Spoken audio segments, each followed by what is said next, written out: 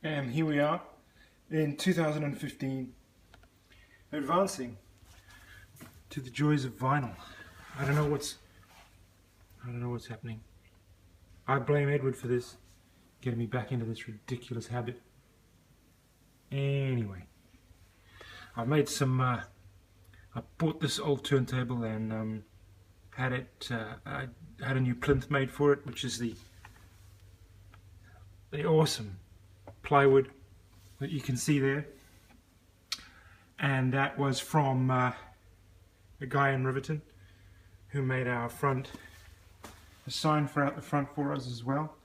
That's Prentice, and I'll make a link if anybody's interested. I strongly recommend his wood stuff. It's fabulous. I don't know what I'm going to do with this particular finish. I may put some teak oil, but I really love it just as it is. I love the marine ply. Jane wants me to make it darker because the speakers are Lin American Cherry and the sideboard is G-Plan. So we've got an array of wood here, and she wants it to match something at least. She wants it darker. Anyway, for now I just love it as it is, and we haven't really decided even where to put it yet.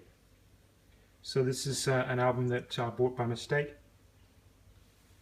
American Football's a great album, and yeah, let's have a little listen to how the old girl sounds. I spent a bit of while just rewiring, and there she goes. She's in the groove. It's pretty bright in here.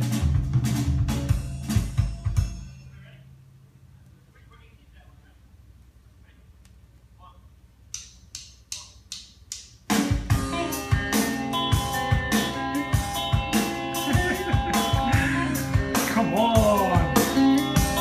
Woo!